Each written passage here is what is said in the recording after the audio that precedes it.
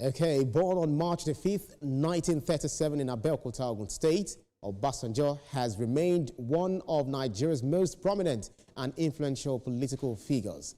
Olusegun Obasanjo is the first led the country as military head of state from 1976 to 1979, overseeing Nigeria's transition to civilian rule.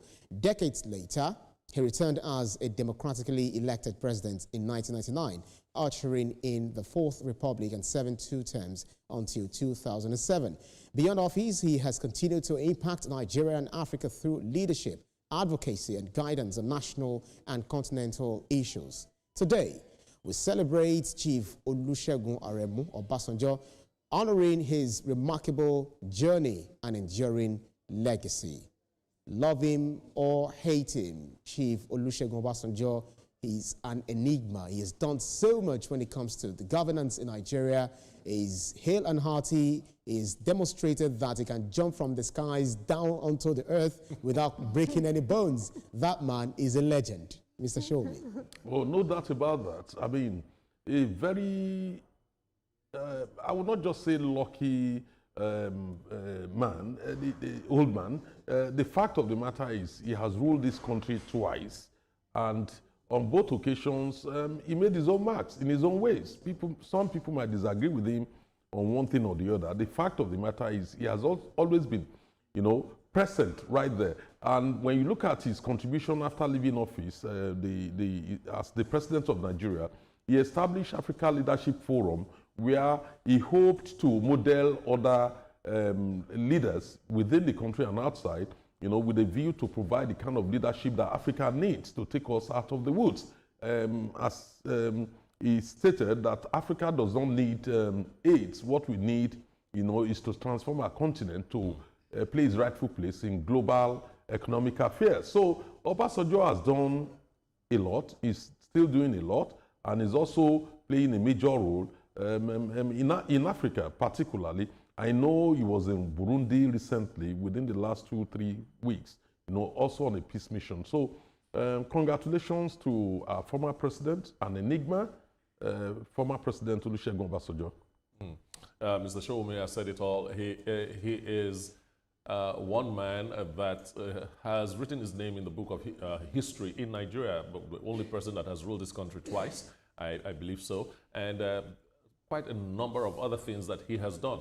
One that stands out very much for me is that a man can play any time. Congratulations, sir.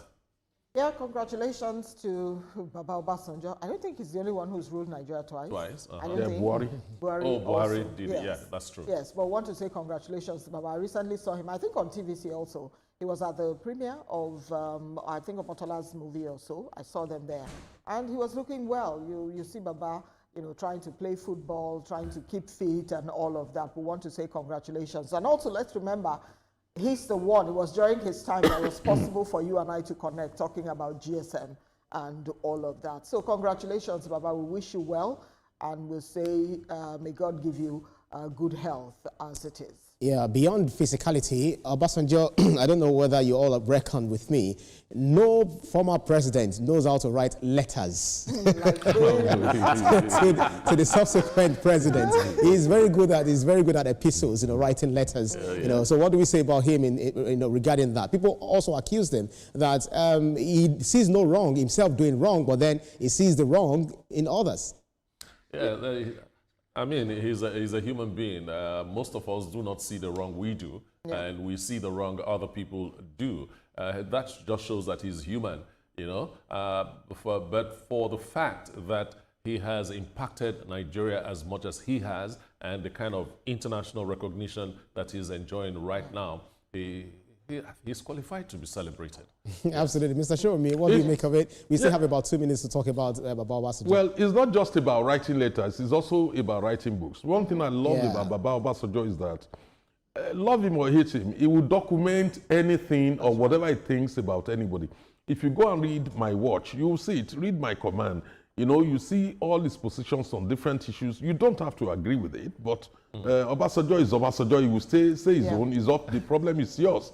Then, if you look at all his letters, virtually all the letters which he wrote, and I think he brought that in as a new innovation to address national issues. You know, they are all aimed at one issue or the other, whether it's on politics or on the economy, and very acidic, you know, content, you know, to the extent that many people felt worried, you know, in government about when will Baba be writing another letter.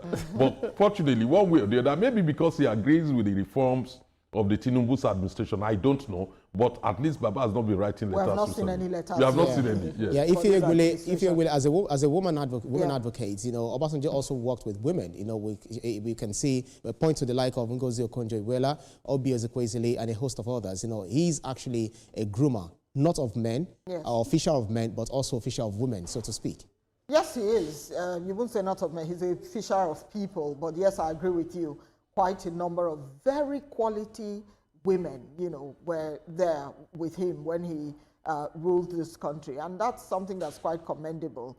If we also look at the issue, you just talked about him writing letters. I think the man just sees himself as an elder statesman, and rightly so, he holds that position. So it's okay for him to come out with it, write his letters, and as Pedro said, as Etoma has also agreed, the man tries to address issues. There's a saying in my dialect, Okenyaga nona olo, ewa mono. It simply means that you can't have an elder at home and, you know, things are going wrong, or that a goat now delivers, you know, being tied to a stake somewhere. So an elder will be able to do exactly what he or she should do. And I think that's the role that Baba has played. So this is congratulations to Baba as he, you know, adds another year. At least if I didn't understand any of those words that you said, I understand ulo. Ulo, which means home, right? No, but there's a Yoruba equivalent of it, which is Agbakiwa Loja Akori Omo Tuntun Wo. That's exactly the same. You won't say that. You won't say that to Baba's way, you know. Pushing me to speak my language Please right go now. ahead.